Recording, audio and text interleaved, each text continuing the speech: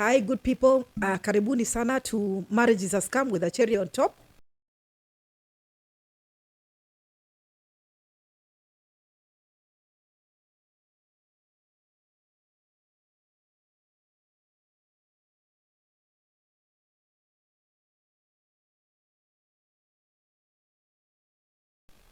But today I'm talking to you as a patient. Now, this cough is what prompted me to have this operation. Now, to so many people, when I tell them I'm having an operation, they're thinking, hey, because of the cough, then why are you having the operation on the stomach? This is nothing, guys. From the beginning of the year, I've been having this cough. I've been treated as a normal cough, been treated as allergies. I've been treated as, when we did some scans, x-rays, I was found to have pneumonia. I was treated for that. Pneumonia healed, the cough continued. Then the doctors decided to do further investigations. Then I went and did a CT scan. Then they found I had a hiatus hernia, a sliding one. So it gives me acid reflux, hence the cough, But then I realized they wanted me to have an operation. That operation, I wanted to have a laparoscopic operation, but then it couldn't be done because my fibroids are up to here. So we thought the hernia could be caused by the fibroids. So I'm hoping after this fibroids operation, I don't have to do the hernia operation because it's pushing the diaphragm, it's just pushing things and I'm coughing. And that's why I'm not an expert. I'm the patient. I have Dr. Wanjoy here. I'm doing my consultation in front of the camera. I have Dr. Wanjoy here. I've told you my problem. So Daktari is going to help me understand the operation I'm having. Thank you so much. So my name is Dr. Victor Wanjohi. Mm-hmm. I'm a consultant Dr. gynecologist. Victor Wanjohi. See, Victor is a very good name at marriage. Is a scam with a cherry on top. Sorry for another day. Daktari doesn't know this, but me and you know how important the name Victor is. Yes. Mm-hmm. Oh my. So thank you so much for having me. Mm-hmm. When it comes to the surgery, yes, we are going to do something called a hysterectomy. Hysterectomy, in simple words, is removing the uterus. Yes. For the option which we are choosing to do for now, mm-hmm. it is called subtotal hysterectomy. Okay. That is where we remove the uterus, mm-hmm. but we preserve the cervix. Okay. And the ovaries? The ovaries may or may not need to be removed, mm-hmm. but that's another surgery altogether. Okay. They are right next to each other. Mm-hmm. A lot of the time we do not remove the ovaries, mm-hmm. because somebody still needs them for the hormonal support. Yes. Yes, despite the fact that they will not have a uterus, mm-hmm. the period will not come regularly, mm-hmm. they'll still have the hormones, mm-hmm. The female reproductive hormones such mm-hmm. as estrogen and progesterone. Okay. Yes. So if we do not remove the ovaries, because that's what I would like, to retain my ovaries, because I'm scared of medically induced menopause, because I'm turning 50 next year. Yes. So if the ovaries are they remain, mm-hmm. the hormones will not change much. Okay. They'll go a bit lower because part of them are also, there's an interplay or an interaction between the uterus and the ovaries. Yes. But you only need very little ovarian tissue, mm-hmm. to be hormonally normal. Okay. So you do not expect when the ovaries are there, mm-hmm. Many ladies think that because you've removed the uterus, mm-hmm. then maybe they will lose their femininity. Mm-hmm. Well, that is not the case. Mm-hmm. For our case, it's because of symptomatic uterine fibroids. Mm-hmm. So maybe to the viewer, mm-hmm. a fibroid is an abnormality in the uterus, yes. where one cell, mm-hmm. grows in an abnormal way, mm-hmm. to produce, instead of following the correct way the uterus should be, mm-hmm. it grows in a circular pattern, forming something that is round, which is now called a fibroid. Okay. Now, depending on the location of the fibroids, there will be different symptoms. Okay. So the fibroids which are growing inside into the uterine cavity, that is where the periods are produced. You can, main symptom will be heavy bleeding. Yes. Now, the fibroids which are growing maybe in the wall or towards the outside of the uterus, those are maybe called subserosal or pedunculated fibroids. The fibroids growing outside, they are going to cause pressure effects. So pressure effects is like the way you are describing that it's pushing against my diaphragm. Now those are pressure effects as a result of the ones which are outside. The ones which are inside, heavy and painful menses. So I have both. yes, so now yes, they can be in different locations at the same time. Yes. Another thing to note is that majority of the time, maybe 99% of the time, it's benign. Benign Yes. means it's not a cancerous Yes. growth. It's not malignant. It's not malignant. Yes. And then it starts from one abnormal cell. So many ladies think if I have a fibroid of 1 centimeter, where did it start? It started from something microscopic. So of the treatment options, it's important for ladies to know that if we do a myomectomy, if we remove the fibroids only, we will leave some tissue which can easily grow to develop fibroids. That's why so many people have the first fibroids operation, then they have to have a second one. Yes. They yes. regrow. There are others which are in a microscopic stage that even though they do myomectomy, they will still regrow anyway. Okay. Okay. So what happens when you have fibroids and you want to have babies?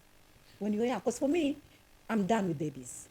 Yes. Yeah. So I'm just thinking that lady who is thinking, I have fibroids like Getrude, but I don't have, either I don't have children or I want to have children in the future, but I have to have an operation. What's the solution? So most of the time, it's important to learn maybe from the risk factors. The risk factors are somebody staying long without conceiving in their reproductive years. So somebody has stayed maybe to their late 30s before they conceive. That is going to make them to develop the fibroids sooner than the one who got her children early. The other thing is people who maybe issues such as the African race. So there are some which are non-modifiable, like an African race. Some people have a family history. My mom had fibroids, my sister had fibroids. Now even me, I have fibroids. But my mom had 8 children. I think that's why she didn't have issues. Yes. So I should have had 10, So you should have had, you could have had 10. Then Mr. Anjo, Dr. Anjo, you should have talked to Mr. Mungai. To have 10. To have 10, I would not be doing this operation. You'd not have had fibroids. Okay. So another thing is people maybe who eat a lot of fatty foods. People who are bigger than smaller. So this is in fashion these days. Doctor, yes, it's like it's in fashion. Me. All those things. No. You know, I'm from the coast. Na nyama tamu ni yenye mafuta. So, okay. I hear you. So fatty foods. Yes, a lot of fatty foods. Then now, maybe some protective factors is there are different forms of family planning. There are the hormonal family planning that suppress the growth of the fibroids. So sometimes giving them may have a protective effect from getting fibroids. That's why there's some ladies have met. They are not planning on having children anytime. They're not even in a sexual relationship, but they go to see a doctor, and a doctor tells them you need to go on some contraceptives. Yes, so it can be one of the reasons why we give somebody, like especially like these oral contraceptive pills. Yes. They suppress the growth because the ovaries stop working, so they cannot produce estrogen and progesterone, which are going to help the fibroids to grow. They will give the fibroids a chance to grow. So if somebody is on like oral contraceptive pills, it will prevent the fibroids from growing. From growing. Yes. I remember after before my first child, I was on Diane 35. 35, yes. Yes, and after my first child, maybe that's why I never had issues. Now it's good to talk to doctors. Dr. Google didn't help me there. Oh wow, okay, I hear you. Okay, so now in my case, I would have loved to have laparoscopic surgery to do either the fibroids or the removing the uterus. The uterus. Yes, but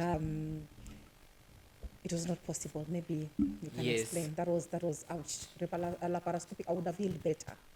Yes, so laparoscopic surgery means minimal access surgery. Yes. We only cut very small incisions on the skin, 3 or 4, and we're able to do the surgery from there. Yes. Now, for the main challenge is the fibroids. They are big. Yes. So perhaps we are doing the surgery for a smaller uterus, then we can easily remove it laparoscopically. Yes. Then open. Yes. Open surgery, we cut like as if somebody is being done a cesarean delivery. We have agreed on that because I need to wear bikinis after this. Yes, it's called So a bikini cut. bikini incision, Yes. yes, or financial incision. Okay. And then we go and remove the uterus from there. Okay. It's worth noting that there are other ways of managing uterine fibroids. Okay. Only the very big ones or the ones which are non-responsive to treatment are the ones we do a surgical management. Like mine, the stage they are. Yes. If I had come sooner. Yes, so sometimes we do just observation. Yes. Like maybe a lady has fibroids, they are not disturbing her, they are not causing her any negative effects. Then that one we just say every 6 months or every year be coming and doing an ultrasound. We just check, we just do a follow-up.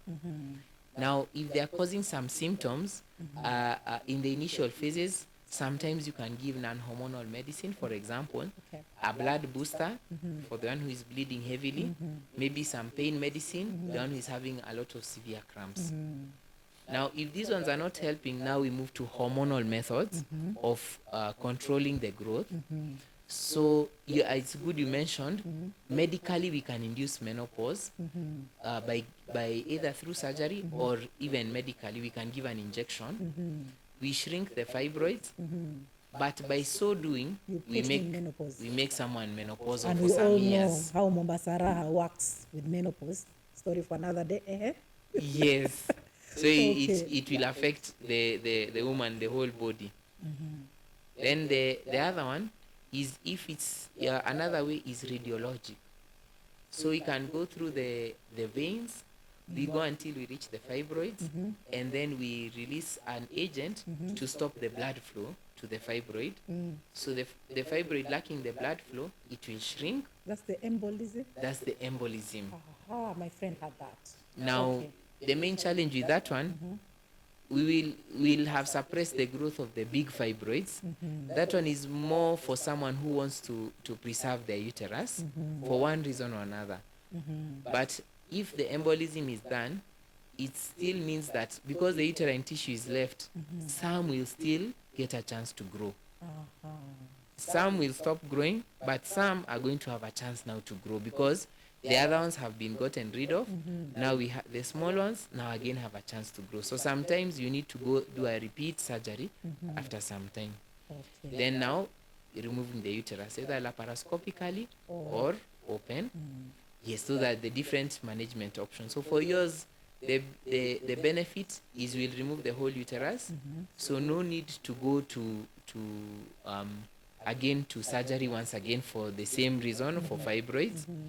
Again, relief of symptoms such as heavy bleeding, a lot of pressure pains. Now you might find even that issue of the hiatus hernia might resolve, because now a lot of space is going to be found here in the abdomen, and now you might find even that issue of the hiatus hernia might resolve on its own. That is my prayer. So that we is hope. what I am hoping. That's what I'm praying for. Yeah. Yes. Okay, so now I'm retaining my ovaries. That's the plan. Retaining my cervix. That is the plan. How is this going to affect my sex life? I Okay. am married, Daktari. I'm celebrating my 25th anniversary towards the end of the year. The kids are grown. They are leaving the house. It's time for me to party with my husband. That's how this has to go. Yes, Please tell me everything is going to be okay. And my libido is going to shoot up the roof. I know my husband needs to go for counseling because we are not taking a second wife. Yeah. So what happens? It's a very good concern. Majority of the nerves in our body are located on the skin. Okay. Why? Because they're supposed to protect us from danger getting into the body. So say maybe there's a hot sufuria. When you go and approach it, or when you hold it, you'll leave it because you don't want now that burning to go into the body. Yes. So even with the nerves of the reproductive system, most of them are located in the outer part of the vagina, on the skin, and the lower 1/3. That's where the G-spot and all the other Daktari is speaking my language. Go on. and all the other parts are located. Uh, Now the cervix and the uterus, they more perceive pressure. So pressure, which now during sex is pleasure. So having the cervix being retained has a benefit for some ladies, not all, but for some ladies, in that they'll be able to not to change their sex life in terms of the sensation. okay. The part that will have a benefit is the cervix produces lubrication, about 97% of the lubrication during sex. So that way, someone will not experience maybe dryness.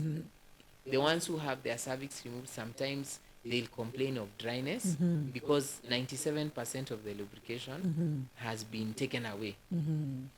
The other bit is now from there, someone might feel irritation. Okay. From now that, in terms of the support of the Pelvic. pelvis, of the pelvic cavity, the cervix is connected with some key ligaments, which is the uterosacral ligaments and also the cardinal ligaments.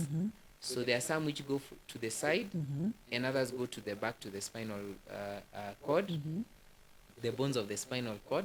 So it helps to suspend the pelvic cavity. So when the cervix is maintained, also the pelvic support is also maintained. By and large, for all women, there is something called the pelvic diaphragm. So it's so important for somebody to do their Kegels exercises because now they maintain the vaginal health, but also they help in